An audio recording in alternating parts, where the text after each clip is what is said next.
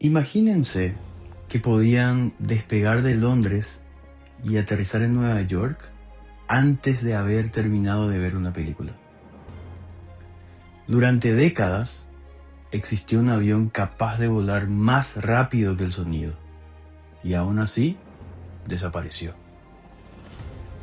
Esta es la historia del Concorde, el avión que demostró que el futuro ya había llegado, pero que el mundo no estaba listo para él. Durante décadas, el ser humano persiguió una obsesión: ir cada vez más rápido. Primero en tierra y luego en el aire. Pero había un límite invisible, una frontera que parecía imposible de cruzar: la velocidad del sonido. Por mucho tiempo, superarla no parecía el siguiente paso lógico. Parecía una locura. Y aún así, en plena Guerra Fría, mientras el mundo competía por dominar el cielo, dos países decidieron intentar lo imposible: llevar a pasajeros más rápido que el sonido. Para poder entender por qué el Concorde fue tan extraordinario, primero hay que entender una cosa: el Mach. Mach es la relación entre la velocidad de un avión y la velocidad del sonido. Dicho fácil, Mach 1 es viajar exactamente a la velocidad a la que el sonido se mueve en ese momento. Y ahí está el problema. El verdadero desafío del vuelo supersónico no era simplemente ir más rápido. Era atravesar lo que ocurre justo antes de llegar. Porque cuando un avión se acerca a Mach 1, el aire deja de comportarse de forma normal. Empieza a comprimirse, se forman ondas de choque y la resistencia aumenta de una forma brutal. Y de repente, avanzar un poco más rápido requiere muchísima más energía. Esa zona entre lo subsónico y lo supersónico se conoce como región transónica. Y esta región transónica es la que durante años fue una especie de muro invisible para la aviación. Y no porque fuera imposible de cruzar, sino porque cruzarlo era caro, ineficiente y muy difícil de controlar. Y cuando finalmente lo atravesabas, aparece otro problema: el boom sónico, una explosión seca en el aire que es causada por el avión rompiendo esa barrera. Entonces, el problema del vuelo supersónico nunca fue solo la velocidad, sino que fue todo lo que costaba alcanzarla.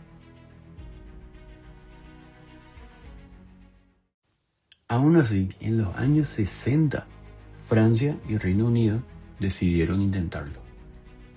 Y no para un caza o para un avión de experimento, sino que para un avión de pasajeros. Así nació el Concorde. Una máquina que parecía sacada del futuro. Nariz afilada, alas en delta y 4 motores capaces de llevarlo a más de Mach 2. Esto significa más del doble de la velocidad del sonido y cerca del doble de la velocidad de una bala. El Concorde no solo cruzaba el Atlántico, sino que lo hacía en menos de 3 horas. Rutas como Londres-Nueva York o París-Nueva York se volvieron su sello y la operaban 2 aerolíneas, British Airways y Air France. Volar en él no era simplemente viajar, era toda una experiencia pensada en hacerte sentir que estabas entrando al futuro. Champán antes del despegue, servicio de lujo, una cabina diseñada por ejecutivos, celebridades, jefes de estado, y la posibilidad de desayunar en Europa y almorzar en América. El Concorde era el futuro, pero también era caro. consumía demasiado combustible, requería un mantenimiento complejo y no podía volar supersónico sobre tierra por el ruido del boom sónico. Esto limitaba sus rutas y limitaba su negocio. El Concorde no falló porque no funcionara, falló porque el mundo real no estaba preparado para sostener algo así. El Concorde no fracasó por falta de tecnología. Fracasó porque volar más rápido que el sonido nunca fue solo una cuestión de velocidad. Era una cuestión de coste, de ruido, de eficiencia y de realidad. Y cuando ya era difícil justificarlo, llegó el golpe final. En el año 2000, un Concorde de Air France se estrelló poco después de despegar de París. Fue su único accidente fatal. Pero ya bastó para quebrar la confianza de un avión que ya era caro, complejo y muy difícil de sostener.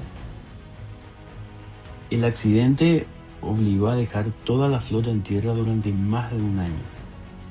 Y aunque volvió a volar, el daño ya estaba hecho.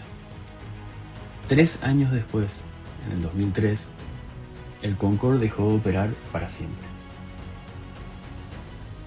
Durante un breve momento, el ser humano consiguió vencer la barrera del sonido y convertirlo en transporte cotidiano. Pero hacerlo tenía un precio. Y el Concorde fue la prueba de que la barrera del sonido no es una pared, es un precio.